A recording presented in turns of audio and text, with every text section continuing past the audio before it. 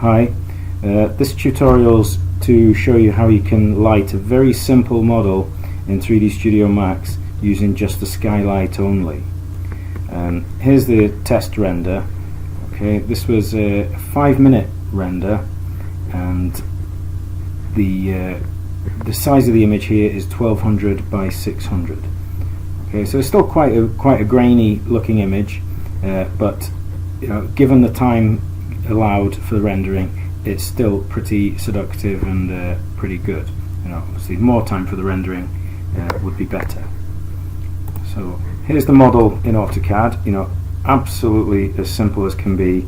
It's an 8 meter by 8 meter square space that's 3 meters high. Okay, the openings that you can see on the roof, these fit into the kind of a 1 meter grid, and so we want that to kind of tie up with the material mapping that we put on. And you can see that in the image as well. The holes here are in the center of these concrete panels. Okay, so everything's kind of purposely set to work with the scale of the material. So we've got 4 even panels here, 3 even panels in the height.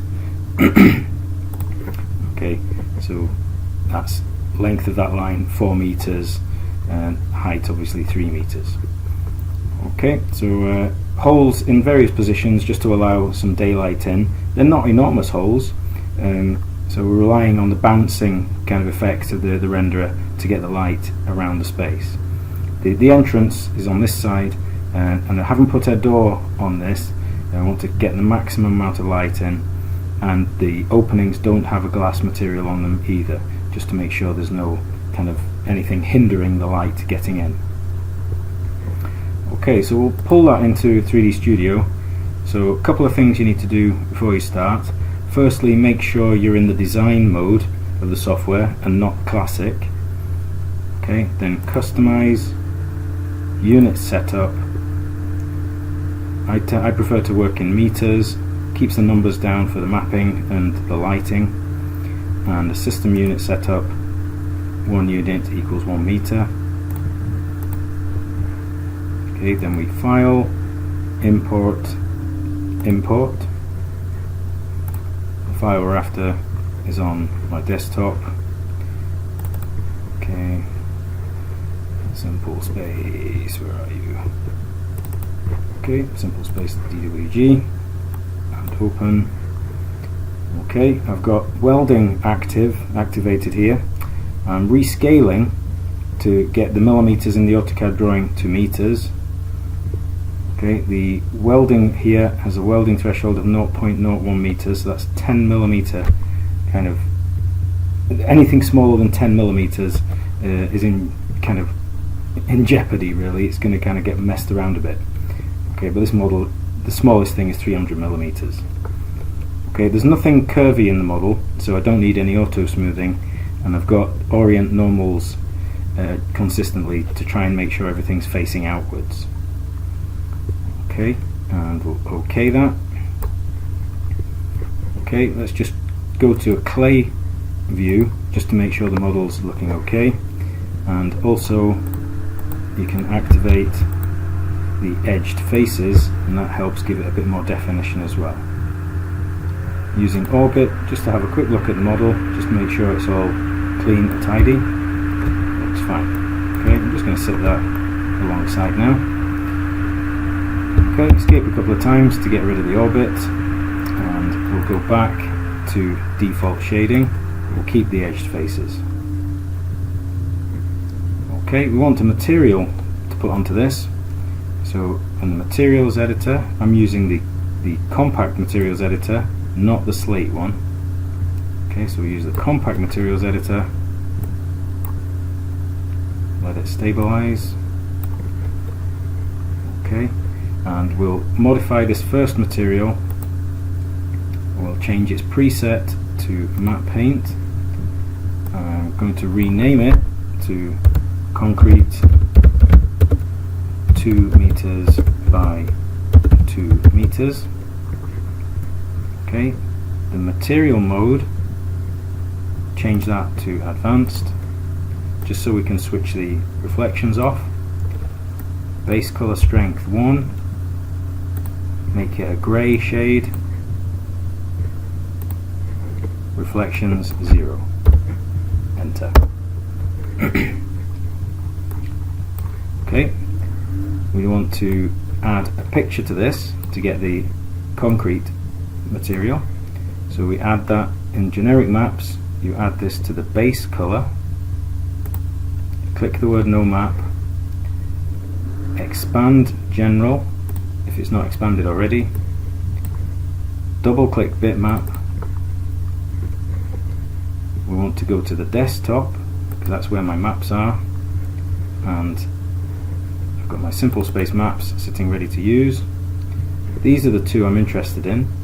The grey one is the colour of the concrete, the white one is the texture for the concrete, the bumpiness. Okay, the D here means diffuse, that's colour information. The B here is bump, that's your texture information.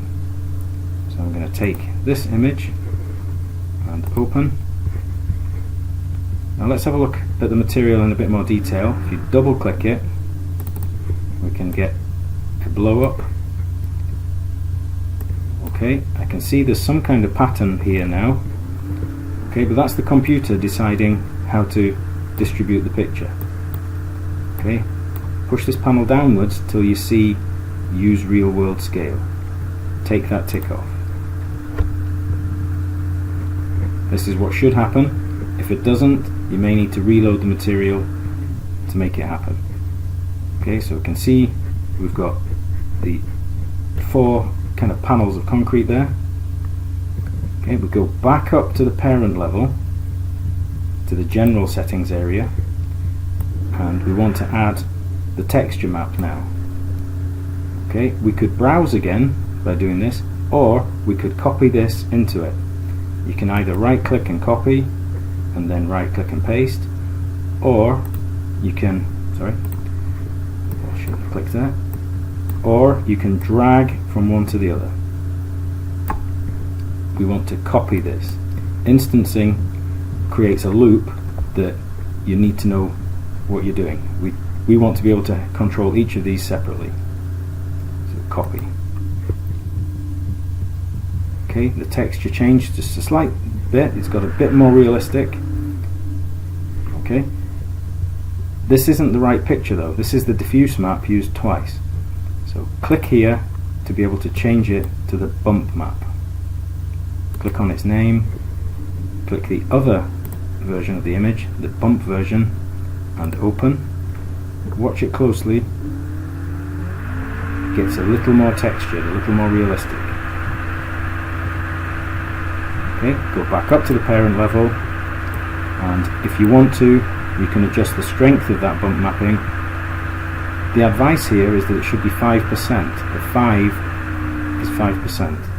That's a bit feeble, so I'm going to put it just down to 0.2 and enter. Okay, we're finished with the sample. We now need to get the material onto the objects. Okay, we could drag onto each one, or select them all and assign material to selection. Now we're not seeing the picture on the material just yet. Okay, try this button. This assigns the material to the selection. Okay, something's happening, but we still can't see the pattern of the tiles. Okay, what we need to do is add the UVW map modifier to make that happen. This is just dumb geometry, it doesn't know it's supposed to be showing pictures. So you modify the objects, we've still got all 3 selected, drop the modifier list down, add UVW map. If I zoom in, you can see we seem to have like a pavement on the roof, but smudged lines down the side. Okay, that's because it's using planar mapping. The mapping is coming from the sky in the Z direction. Okay, you can see here it's coming straight down. What we would be better using is box mapping. It's coming from 6 sides now. Okay, so we can see a pattern on the side as well as the top, but it's very small. That's because the software is deciding that it should repeat the pattern in a 1 meter by 1 meter by 1 meter module. That's no good for us. We want 2 meters by 2 meters. So take the tick off real world map size here. We can now see this brown device, this orangey brown device. This is our mapping gizmo. Okay, we've got control now. These numbers have become kind of active, and we can put in our numbers 2, 2, 2. Okay, the mapping gizmo is now inside the model. We don't need to see the materials editor for a second. Let's look at the other views of the model. We'll see the gizmo is kind of floating inside the model. Now, ideally, we want 3 panels on the inside of the room. What we've got at the moment is half, 1, 1, half. Okay, I'm going to reselect the objects because I want to move this downwards by half a meter. So I modify the mapping. I could do this by eye. I could change it here because I know how much I've got to take off this. I could say this becomes 1 meter. That says 10. Okay. Or using the move command and F12, I could take half a meter off the Y position.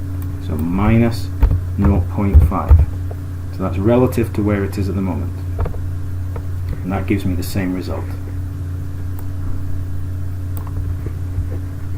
Okay, that's the mapping set up properly. We need to lock that, so we click here to protect it. We need a light source. So we create a light sun positioner. Click and drag in your top viewport and create as big a compass as it'll let you. Okay, when you let go of the mouse, you can choose which way north is. Let's just go with upwards, and then you decide how far the icon should sit. Okay, I'm not bothered about changing the location here. The sky is pretty much the same everywhere. It's the sun that you're controlling here, the time of day and the date of the year. Okay, so we'll leave it alone. We can't switch the sun off using this panel. We don't have the control there.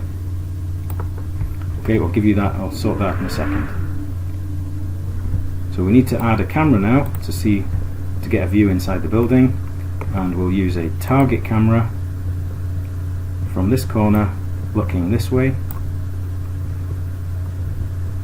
Click in your perspective viewport, click the word perspective, cameras, camera 01.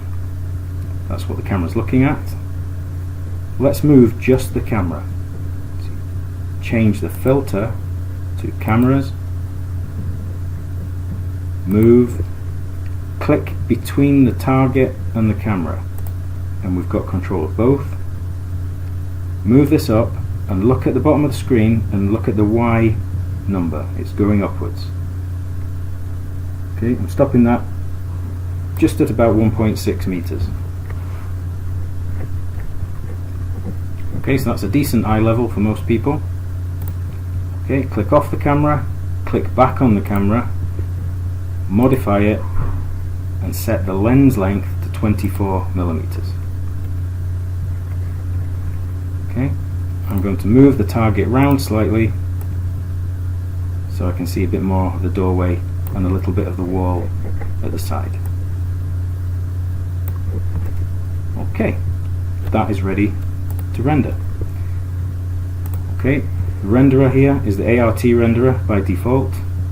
We'll just go with the standard sizes just now and see what we get. Okay, now we're wanting just the skylight. So here you can see the very high level sun pushing light beams straight in. So that's no use. So cancel that. Okay, we need to control the sun. We need to be able to switch the sun off. Get your materials editor back up. Call up the rendering drop down and the environment panel. Drag the environment map into the materials editor. Instance. Okay, make sure this is an instance, so any changes made over here go back to this side. Okay, close the environment. Now you can see we've got a tick for whether we want to use the sun or not, or we could change its intensity. Okay, so let's switch the sun off and try render again. That's more like it, that's what we want. We want to see the light coming through these and kind of blooming out from those apertures. Very blue though. Cancel this. Close the render frame window. Push this panel upwards and you'll see the color tuning setting at the bottom. So we can drop the saturation of the sky color down to 0.5. Enter. Right, it should be ready to go now. We need to improve the render settings. So it's the render setup. We want to render for a bit longer. So let's put the quality up a bit higher. Set it to a specific time. I'm going to give this 15 minutes. Okay, and we'll give it a bit more size. So let's go for 1200 by 600. Okay, and that is ready to go. The last thing to do is to match your camera viewport proportions to what you're rendering. So you click the word camera, click on save frames, okay, and then you get the same proportion here as you have over here. Okay, we'll get the render going. I'll pause the video and restart it in 15 minutes. Just make sure it's working.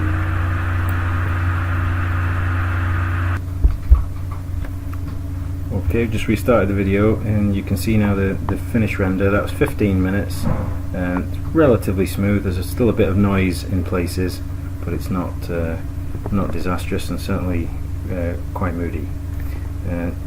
What you could do to get a bit more realism is to place a plane outside the model, something to bounce light back in. So you know, it could put maybe a green plane outside, and you would see some of that colour appearing in the building as the light bounces from the sky onto the ground and back into the building. That's probably the only modification I would maybe make there, or an improvement. Okay, I hope that's been useful. Thanks.